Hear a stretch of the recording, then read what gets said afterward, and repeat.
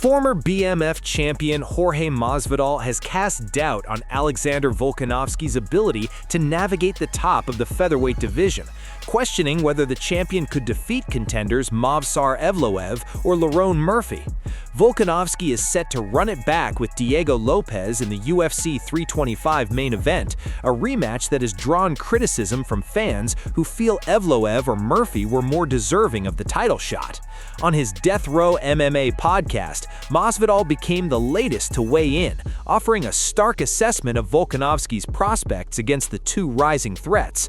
"I don't think Volk beats either of those two guys, to tell you the truth," Masvidal stated bluntly. He broke down the unique challenge each fighter presents, starting with the undefeated Evloev. "I think Movsar will be too much with the wrestling in a different way. I know he did amazing against Islam Makhachev with the wrestling, Volk, so that's saying a lot, but I think Movsar could find a way to get to his legs and make it a dogfight. He has a different pace than Islam. He's not as technical, I think, as Islam. He's not as savvy as Islam, but he's got more of a motor than Islam. He'll put up more attempts, and that could cost you." His analysis of Lerone Murphy was just as pointed. "I think Murphy versus Volk, I also see Volk getting got. I see Murphy right now getting him. Volk can't control this guy. I don't think he'll be able to take him down and hold him down. I'd be surprised if he was able to take him down, hold him down. I'd be thoroughly surprised. And on the feet, this guy's way bigger, longer, crazy style of striking, explosive and still very basic. He doesn't do dumb things and get himself hurt or put himself in harm's way. So I'd go with Murphy for the title against Volk too."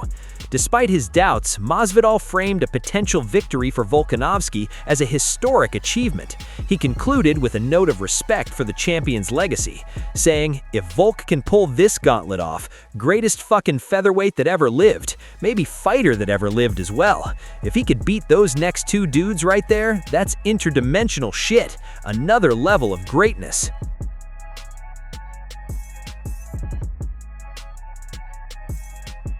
The close of 2025 saw Petr Yan dramatically reclaim the UFC bantamweight throne, avenging a prior loss to Merab Dvalishvili at UFC 323.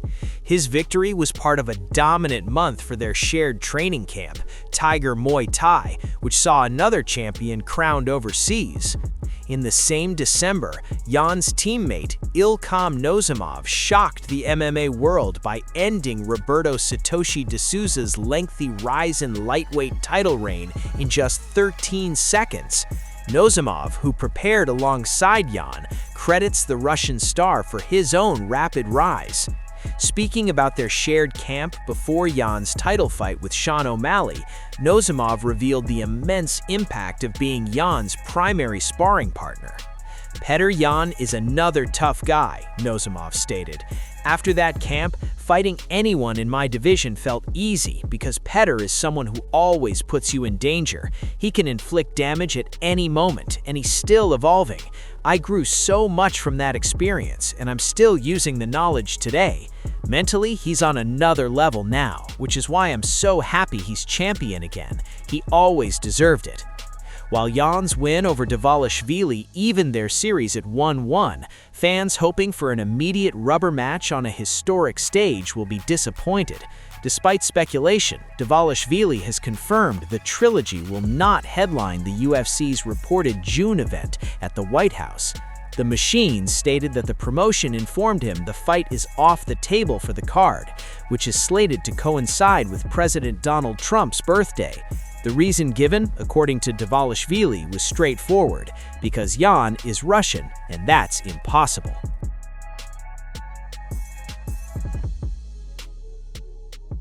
Former UFC strawweight champion Rose Namajunas has the chance to position herself for a massive yet emotionally complex fight if she secures a victory this weekend at UFC 324. She is set to face top flyweight contender Natalia Silva on the undercard in Las Vegas, looking to halt Silva's rapid rise and solidify her own standing at 125 pounds. A win would place Thug Rose firmly in the title conversation, potentially setting up a long-discussed but deeply personal super fight against the reigning flybait queen and close friend, Valentina Shevchenko. Namajunas, who has had mixed results since moving up to flyweight, reinvigorated her campaign with a win over Miranda Maverick at UFC Atlanta.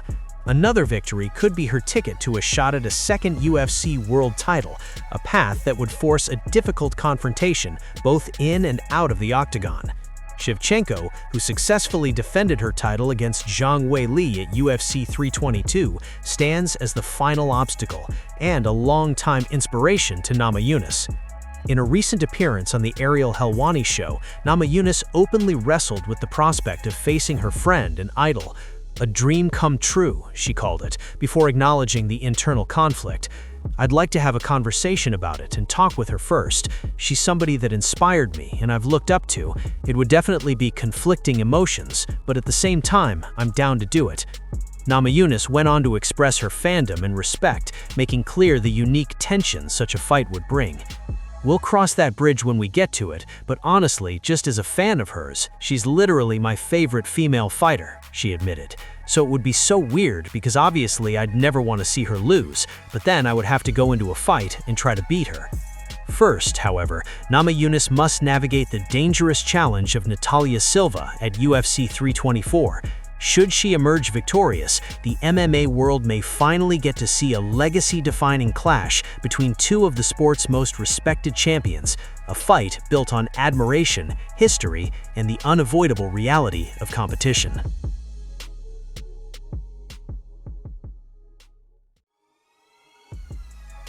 Former UFC heavyweight Jairzinho Rosenstruik has been arrested in Florida, marking a significant legal hurdle for the fighter just months after his release from the promotion.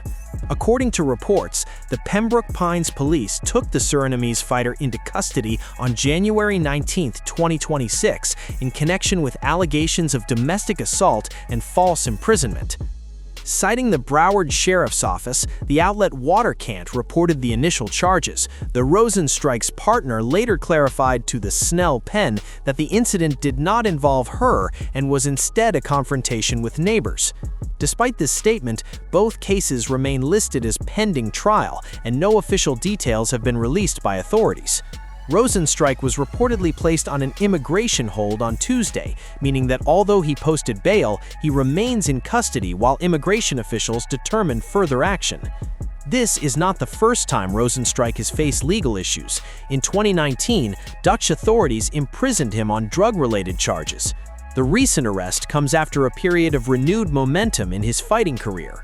Released by the UFC following a loss to Sergey Pavlovich in 2025, Rosenstruik had rebounded with 2 consecutive wins in John Jones and Mike Perry's Dirty Boxing promotion, most recently stopping Rakeem Cleveland in the first round last June.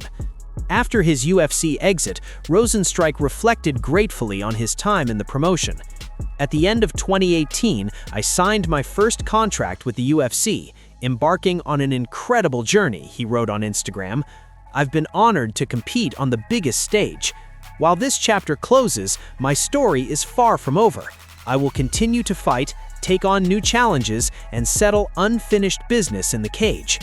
Now, with an unresolved legal situation ahead, any plans for a fighting comeback appear to be on hold, as Rosenstruik and his team await further developments in his case.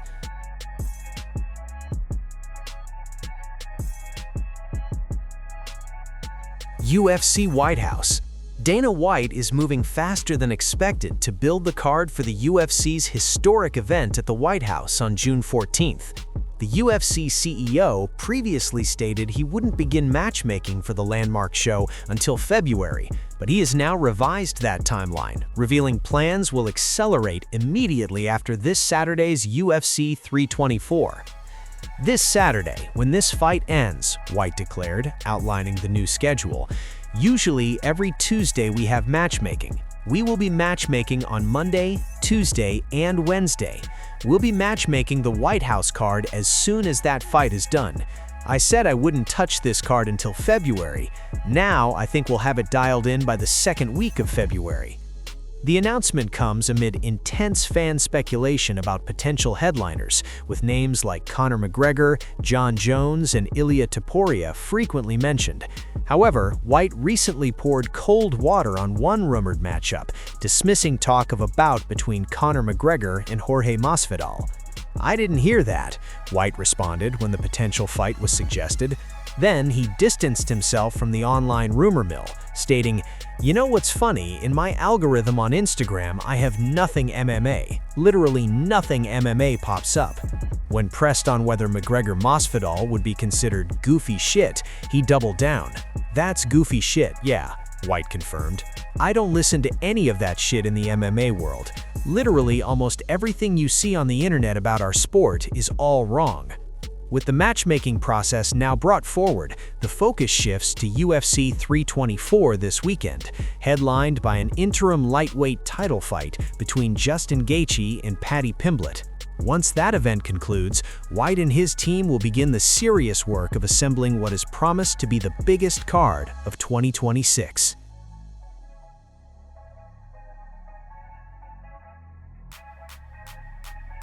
Don Davis, the founder and longtime chairman of the Professional Fighters League, announced his resignation from the role on January 21, 2026, a dramatic turning point for the organization he built from scratch 8 years ago.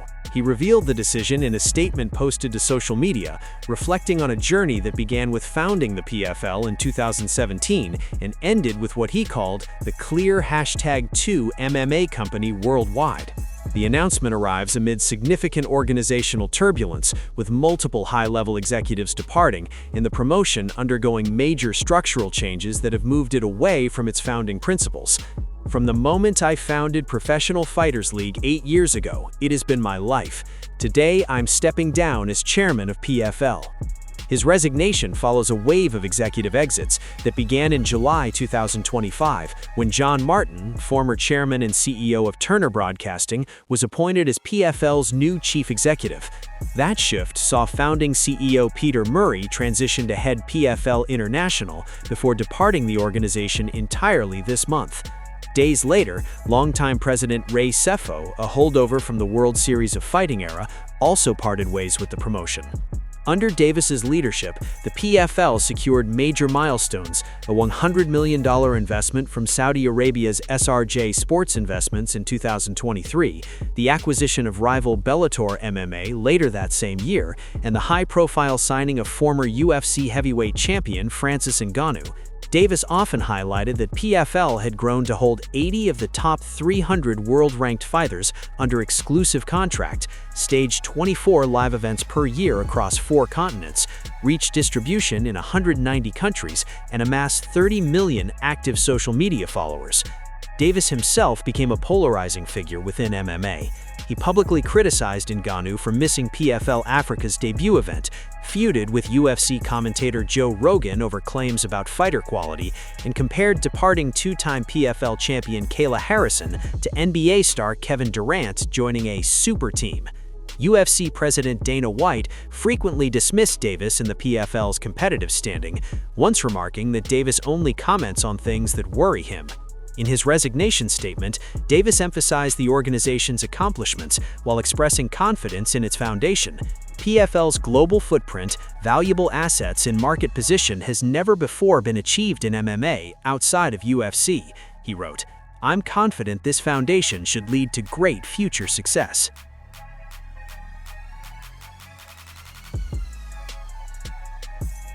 Conor McGregor is speaking out in praise of the UFC's operation, just as rumors continue to swirl around his potential return to the octagon. The Irish superstar, who hasn't competed since breaking his leg against Dustin Poirier 4.5 years ago, used social media to commend the promotion's relentless work ethic ahead of UFC 334, the first major event of the UFC's new era with Paramount. Start to finish, every single event, the UFC staff calendar is intense. Pre- and post-work not even included in that. It's 24/7. Thank you to the @UFC team. What a machine. It's not spoke about enough. His comments come at a moment when speculation is mounting over whether he'll feature on the historic UFC White House card this summer. Though UFC CEO Dana White recently dismissed rumors of a bout against Jorge Masvidal for that event, McGregor's public engagement and clear enthusiasm for the sport have kept hopes alive for fans longing to see him fight again. Fight Week 1 in full swing over on @Paramount+. I'd say everyone is buzzing for it. I sure am. Can't wait to see it. Good luck to all. While his fighting future remains officially unconfirmed, McGregor's words reflect a fighter still very much plugged into the heartbeat of the promotion and perhaps hinting at a desire to soon rejoin its relentless machine.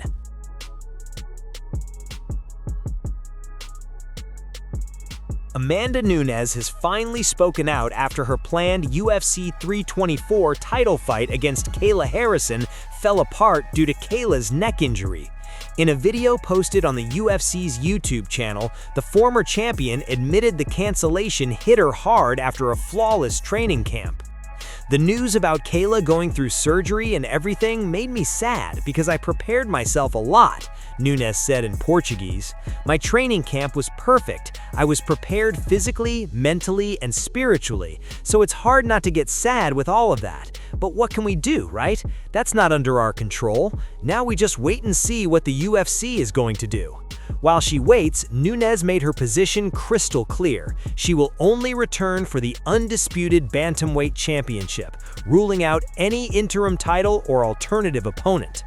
People are talking about an interim belt or fighting someone else, but guys, that's not happening. I only fight for the real belt. If the UFC vacates the belt and finds an opponent, then I fight, but no interim belt for me. I also don't want to fight another opponent now. That's not an option. So let's see if we wait for Kayla or not and see what's going to happen. Nunes, who retired after defending her title against Irene Aldana in 2023, ended her message with a confident note about her current condition and mindset. But one thing is for sure, I feel good, I'm training a lot, I'm strong, motivated, and I'm 37 years old with a lot of energy. I'm ready to get my belt back.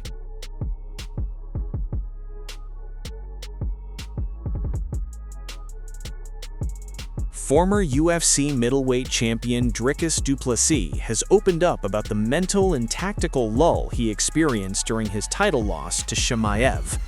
At UFC 319, Chimaev put on a grappling-heavy masterclass to dethrone du Plessis by unanimous decision, controlling the fight with relentless pressure and neutralizing the champion's usual aggressive style. In a recent interview with Fight Forecast, du Plessis reflected on the frustrating nature of the bout, admitting it was as tedious for him inside the cage as it appeared to fans watching. He made sure he stayed out of danger, and he fought that fight, and he almost neutralized me in making it a fight, du Plessis said of Chimaev's approach. Because if we made it a fight, it would have been a different story. But he knew that, so he was smart in that. Du Plessis didn't shy away from acknowledging his own disengagement during the match, a rare admission from the typically fiery competitor.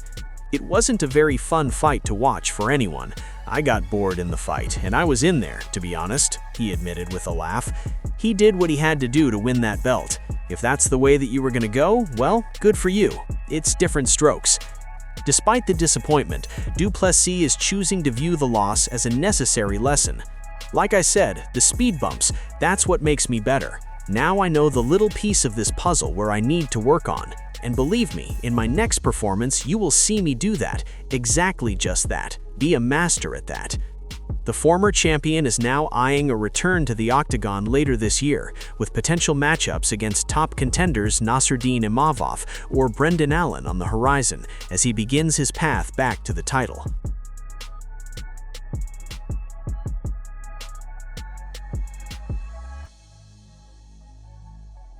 As the moment of truth approaches for the interim lightweight title at UFC 324, a fascinating and deeply human contradiction lies at the heart of Paddy Pimblett's mindset, revealing the complex duality that often exists in fighters who are both fierce competitors and genuine students of the sport's violent artistry. On one hand, Pimblett stands poised to play the role of executioner, the man who could definitively close the book on one of the most electrifying careers careers in modern MMA history. He acknowledges this potential outcome with a stark, unflinching confidence that borders on relish, telling TMZ point blank, "I'm sorry. I'm sorry that I'm going to be the one to retire you." He even savors the narrative shock value, noting that just 5 years ago, the idea of Paddy Pimblett retiring Justin Gaethje would have been met with universal dismissal, a fact that underscores the staggering trajectory of his own rise and the seismic shift he intends to complete this Saturday night. Yet, in the very next breath, the brash, baddie persona gives way to the sincere fight fan, a man who has spent years on the couch, like so many others, marveling at the chaos Gaethje manufactures. He offers an earnest plea, stating, "I hope he doesn't retire. I love watching Justin Gaethje fight. Justin Gaethje's one of my favorite fighters to watch." This isn't mere posturing or canned respect. It carries the weight of authentic appreciation for a warrior whose balls-to-the-wall style has defined an era of lightweight violence. Pimblett doesn't just want Gaethje to stick around for ceremonial purposes. He has a specific and personally amusing vision for his future, watching Gaethje unleash his patented brand of punishment on Pimblett's own bitter rival, Dan Hooker. The thought of Gaethje punching Dan Hooker's head in is one he finds hilarious, a desired piece of poetic justice that depends on Gaethje fighting on. Thus, Pimblett enters the octagon carrying two distinct parallel hopes. The first is the ambition of a contender to dismantle a legend, claim the gold, and cement his own place by ending the other man's journey. The second is the desire of an enthusiast to preserve a beloved force of nature, to keep the highlight reel spinning for at least a little while longer, preferably in a direction that aligns with his own personal vendettas. It is a rare moment where the cold calculus of career advancement collides with a warmer, almost nostalgic fandom, illustrating that even in the midst of a deeply personal and high-stakes conflict, there can exist a profound admiration for the very fire you were tasked with extinguishing. Whether Pimblett becomes the full stop at the end of Gaethje's story or merely a dramatic comma, his sentiment ensures that this clash is as much about legacy as it is about a title, framed by the respect of one fighter who hopes, in a strange way, that his victory doesn't mean having to say a final goodbye.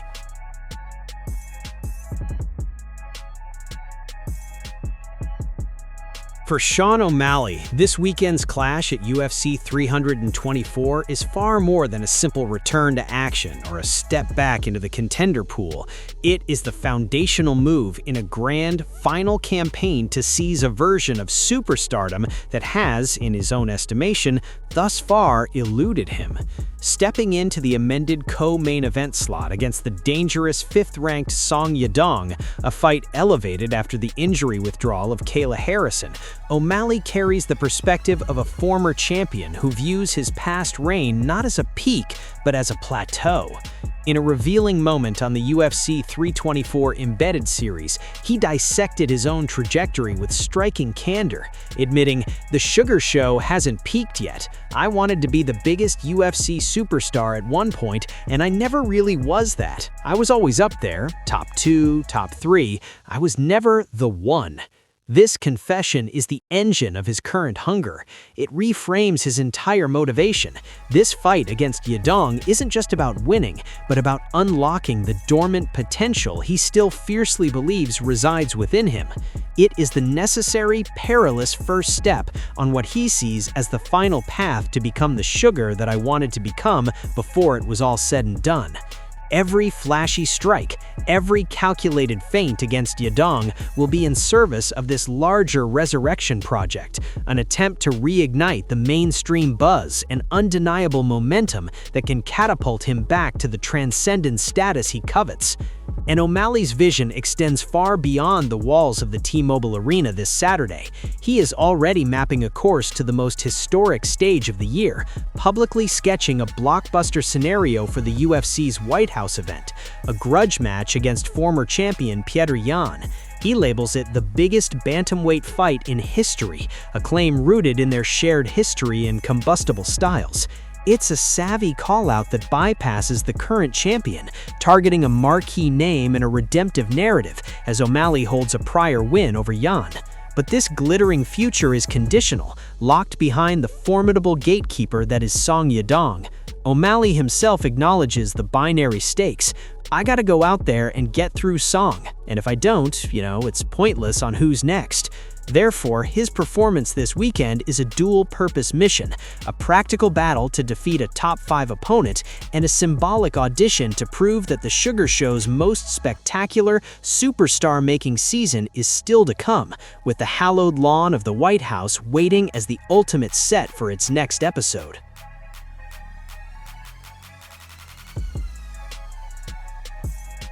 In the relentless, ever-shifting landscape of the UFC, where fight cards are living organisms susceptible to last-minute mutations, the heavyweight division has produced a compelling and volatile late switch as the formidable Brazilian powerhouse Jailton Almeida has stepped up on less than 3 weeks' notice to face the dangerous Russian Rizvan Kuniev at UFC Vegas 113 on February 7th. This is the kind of short-notice gamble that defines careers and reshapes divisional trajectories, with Almeida agreeing to fill the void left by Ryan Spann, who departed the card for undisclosed reasons, throwing himself into a high-risk encounter that could either reignite his momentum or deliver a second consecutive setback. For Almeida, this is a critical opportunity to wash away the bitter taste of his recent split decision loss to Alexander Volkov this past October, a result that interrupted a dominant 2-fight finishing streak over heavyweights like Alexander Romanov and Sergey Spivak. A victory here, especially an emphatic one, would instantly reassert him as a fearsome presence in the upper tier of the division, a grappling terror with fight-ending power who refuses to let a single loss define him. However, standing across from him is no easy out. Kuniev, who earned his UFC contract with a knockout on Dana White's Contender Series, has proven his durability and skill in a hard-fought split decision loss to the perennial contender Curtis Blaydes in his promotional debut. He is a massive, powerful fighter who will present a stark stylistic challenge and a genuine threat to anyone, particularly an opponent who has had limited time to prepare for his specific strengths. The entire Meta Apex card in Las Vegas, headlined by a bantamweight clash between Vinicius Oliveira and Marcio Bautista, gains a jolt of unpredictable heavyweight energy with this new matchup. It's a classic UFC scenario. One man's misfortune becomes another's opportunity and a third sudden challenge. Almeida, by accepting this fight, is betting on his own elite skill and athleticism to overcome the disadvantage of a truncated camp. Kuniev, finally securing a stable opponent after multiple postponed debuts, gets a chance to claim the biggest scalp of his career and announce his arrival in earnest. When the cage door closes, it will be a collision of necessity versus readiness, of momentum versus redemption, in a division where one punch can alter everything, and where a fighter like Jailton Almeida is willing to risk it all on short notice to ensure his name stays etched among the most dangerous men on the planet.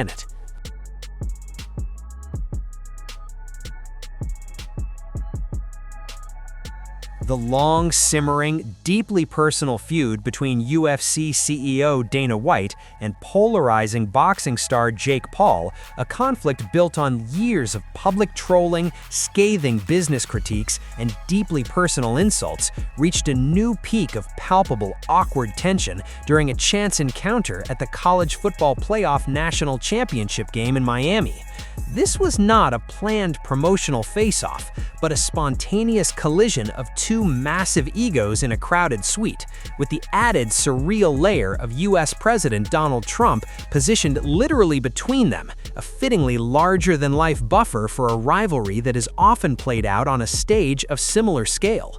The moment was charged with the immediate context of White's recent vicious mockery of Paul's devastating knockout loss to Anthony Joshua, a defeat White said should leave everyone involved embarrassed, and which followed months of White lambasting Paul and his warlock manager for their litigious tendencies.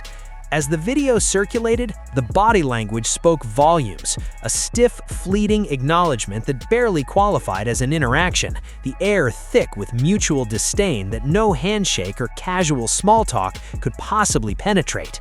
Here were two men who have built brands on confrontation, suddenly forced into a civilian proximity that only heightened the animosity.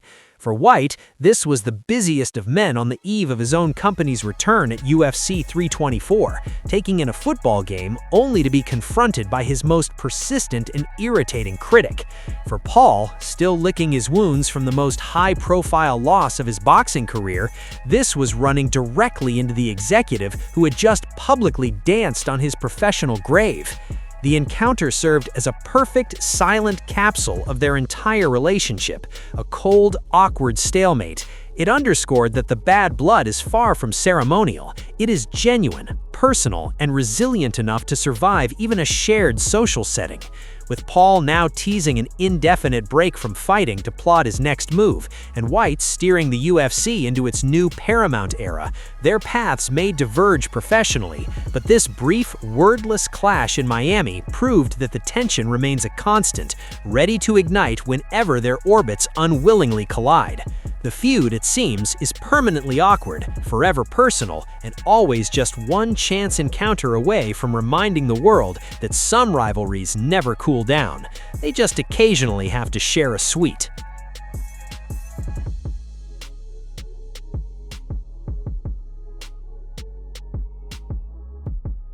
The UFC 324 fight card in Las Vegas features a pivotal and technically intricate clash in the women's flyweight division that carries the unmistakable gravity of a title eliminator as the surging, undefeated force of Natalia Silva prepares to collide with the seasoned championship pedigree of former two-time strawweight queen Namajunas.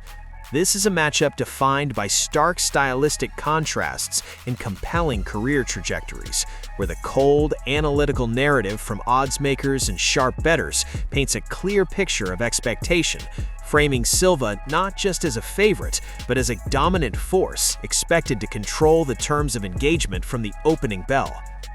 The betting market's movement is itself a story of escalating conviction.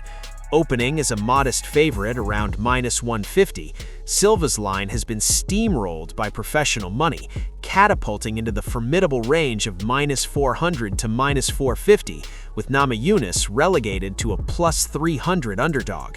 This dramatic shift underscores a consensus belief that Silva's physical tools, relentless pace, and strategic evolution present an overwhelming puzzle for the veteran. Further dissecting the method of victory props reinforces this outlook, with Silva by decision sitting around +150, indicating that the smart money anticipates a victory built on accumulation and control rather than a singular dramatic finish. This aligns perfectly with Silva's recent ascent. Against elite foes like Jessica Andrade and Alexa Grasso, she has authored masterclasses in measured dominance, leveraging a blistering output of nearly 5 significant strikes per minute, expert distance management with long-range kicks, fluid stance switches, and stifling takedown defense to secure clear unanimous decisions. Namajunas, of course, is no mere stepping stone. She carries the profound experience of a former champion who has navigated the deepest waters at 115 pounds, with legendary wins over the likes of Joanna Jędrzejczyk and Wei Li etched into her legacy. Her move to flyweight has revealed a fighter who relies on exquisite boxing technique, elusive footwork, and opportunistic grappling, but one who has also shown vulnerability to the division's elite athleticism and pressure, going the distance in all 5 of her bouts at 125 pounds. The challenge before the Thug Rose is monumental. She must execute a near-flawless tactical performance, somehow stifling Silva's torrential output while finding openings for her own precise counters or a fight-altering takedown. The prevailing narrative, however, as cemented by the betting landscape, suggests that Silva's physical advantages in relentless high-volume attack will prove too much to overcome over 15 minutes. This sets the stage for a high-stakes duel, where Silva aims to validate her hype and claim her shot at gold through systematic, overwhelming precision, while Namajunas seeks to summon the championship magic of her past to author a stunning, legacy-defining upset against the division's most formidable new force.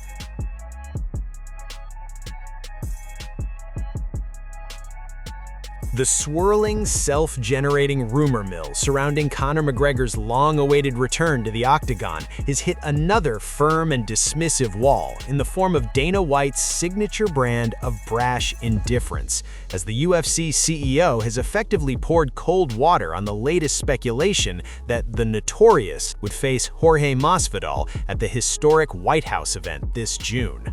In the vacuum created when White scoffed at the long-dangling Michael Chandler matchup as being old news, the combat sports ecosystem, hungry for a blockbuster narrative, immediately pivoted to another tantalizing name with built-in history: Jorge Masvidal, the inaugural BMF champion who has teased a comeback and shares a past of bad blood with McGregor. Yet, when asked directly about this fresh wave of rumors, White responded not with a confirmation or a denial, but with a wave of outright dismissal, labeling the entire conversation as goofy shit that exists entirely outside his sphere of attention.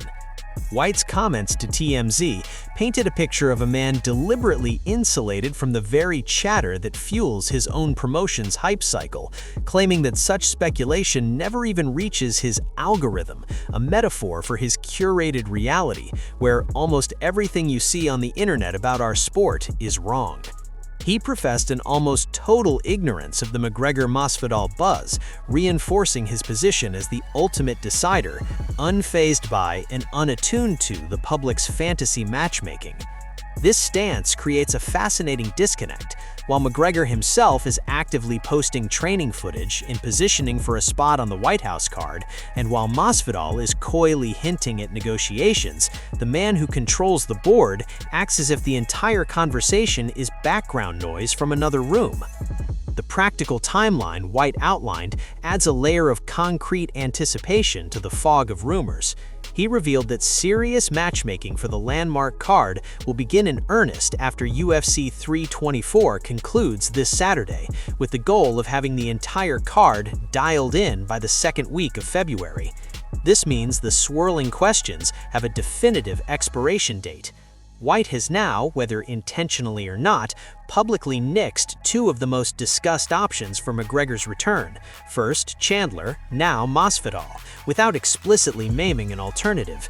This leaves McGregor's desired comeback, already delayed for years by injury and circumstance, hovering in a state of purposeful ambiguity.